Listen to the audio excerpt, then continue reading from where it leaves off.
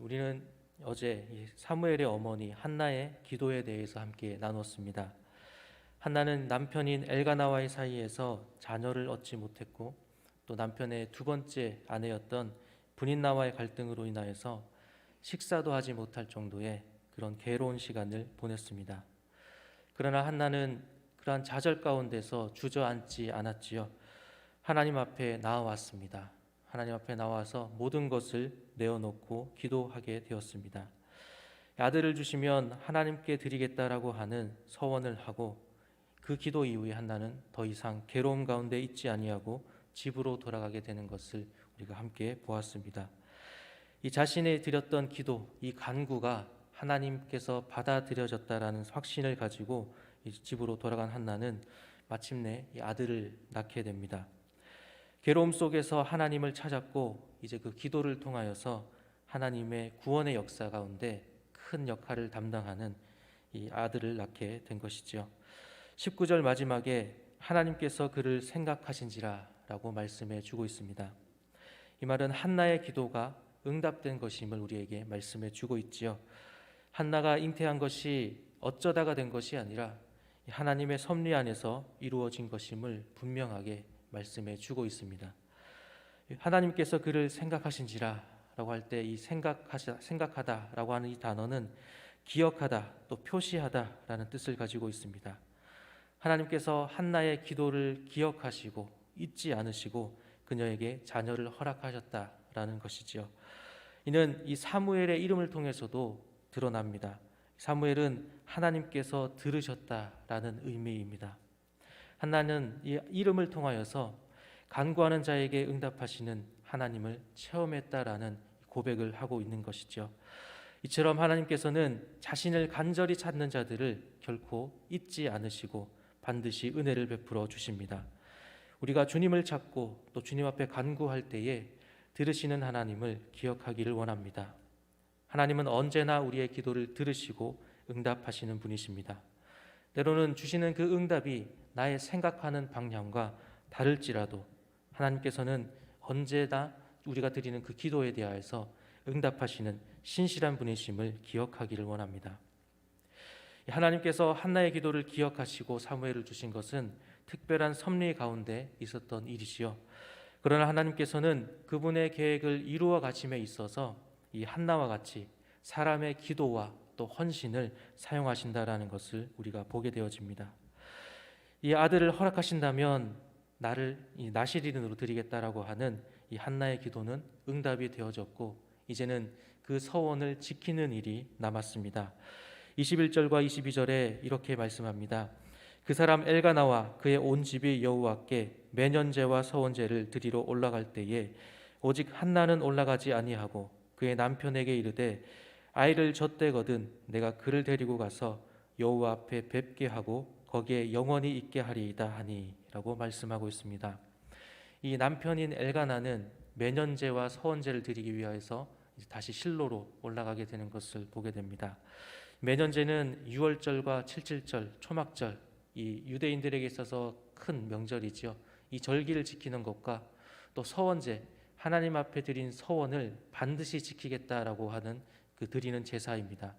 이 제사를 드리기 위하여서 올라갈 때에 이 한나가 거기에 참여하지 않는 것을 보게 됩니다.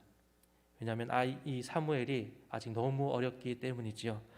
젖을 뗀 이후에 하나님께 드려야 이 사무엘이 바로 그 하나님께 쓰임 받는 자로 이 교육을 바로 받을 수 있다, 훈련을 받을 수 있다라는 그러한 생각이었던 것입니다. 이 히브리인들은 보통 젖을 떼기까지 태어나서 2년에서 3년까지 걸렸다고 합니다. 그 시간 동안 이 한나는 자신이 하나님과 했던 약속을 잊지 않고 또 그 약속을 반드시 지키되 최고의 곳으로 지키겠다라고 하는 그런 마음의 중심이 있었던 것이지요. 그리고 드디어 사무엘이 젖을 떼게 되었을 때에 한나는 사무엘을 데리고 실로로 올라가게 됩니다. 그녀는 약속대로 어린 사무엘을 성소에 데리고 올라가서 하나님 앞에 제물을 드렸습니다. 그리고 또 사무엘을 하나님 앞에 헌신할 자로 드리게 됩니다. 이때 그녀가 서원을 지키면서 그 과정까지도 우리가 살펴보게 되면 얼마나 정성스럽게 준비하고 또 그 약속을 지켰는지를 우리가 알 수가 있습니다. 이 숫송아지 한 마리와 밀가루, 포도주를 드립니다. 이것이 민수기에 기록된 그 드리는 제물의 기준이었습니다. 한나는 24절에서 숫소 3마리와 밀가루 1에바와 포도주 1가죽부대를 드렸다라고 말씀해 주고 있습니다. 이 숫소 3마리 중에 한 마리는 이 사무엘을 하나님 앞에 드리겠다라고 하는, 나실린으로 드리겠다라고 하는 그러한 제사를 드릴 때 드렸던 제물이었고, 또 나머지 2마리는 그 전에 드렸어야 했던 매년제와 서원제의 제물로 드린 것이지요. 한나는 약속을 지킬 때에 그 서원을 지키는 것뿐만이 아니라 그 지키는 과정에서도 그 어떤 준비와 또 그것을 지키는 그 과정에서 얼마만큼 중심을 가지고 또 하나님 앞에 최고의 것으로 드리겠다라고 하는 것을, 그 마음을 가졌다라는 것을 우리가 기억하게 됩니다. 이 제사를 드린 후에 한나는 사무엘을 데리고 엘리 제사장에게로 갑니다. 그리고 나는 여기서 내 주 당신 곁에 서서 여호와께 기도하던 여자라라고 밝힙니다. 그리고 하나님께서 자신에게 이루어 주신 그 일을 밝히게 되는 것이지요. 그리고 사무엘을 엘리에게 맡김으로써 평생 하나님을 위해 헌신할 자로 드리겠다라고 하는 그 약속을 마지막까지 다 지키게 됩니다. 28절에 한나는 이렇게 고백합니다. 나도 그를 여호와께 드리되 그의 평생을 여호와께 드리나이다 하고 그가 거기서 여호와께 경배했다라고 말씀하고 있습니다. 우리는 이 자신의 소원이 이루어졌다라고 하는 그 사실 자체보다도 그 크신 하나님께서 자기를 잊지 않으시고 신실하게 응답하셨다라고 하는 그 사실에 대해서 감사한 이 한나를 보았습니다. 또 그 감사하는 마음으로 서원을 지킨 것이지요. 전도서 5장 4절과 5절에 이렇게 말씀합니다. 내가 하나님께 서원하였거든 갚기를 더디게 하지 말라. 하나님은 우매한 자들을 기뻐하지 아니하시나니 서원한 것을 갚으라. 서원하고 갚지 아니하는 것보다 서원하지 아니하는 것이 더 나으니라고 말씀합니다.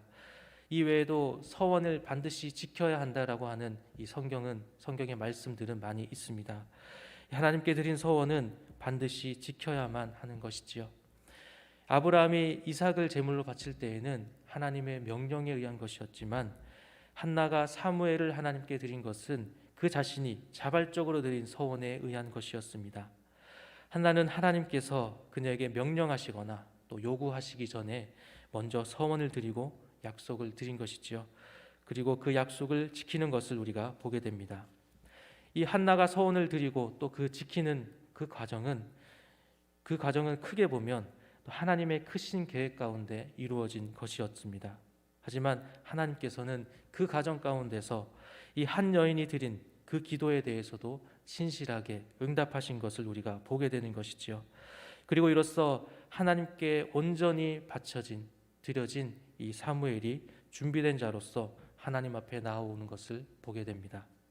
오늘 말씀을 정리하겠습니다. 오늘 본문에서 한나의 기도에 신실하게 응답하신 하나님을 보았습니다. 한나의 괴로움을 아시고 그의 기도를 들으신 하나님은 그의 기도를 기억하시고 또 응답해 주셨습니다. 기도의 응답은 단순히 자신의 열심으로 하는 것이 아니라 하나님의 허락하심인 것을 우리가 보게 됩니다. 그래서 우리는 기도할 때에 모든 기도의 내용이 하나님 앞에 상달되어진다라는 것을 기억해야 합니다. 어느 것 하나도 신실하신 하나님께서 응답하지 않으시고 또 기억하지 않으시는 것이 없다라는 것입니다. 그러나 응답의 결과는 우리의 바람과 다를 수 있습니다.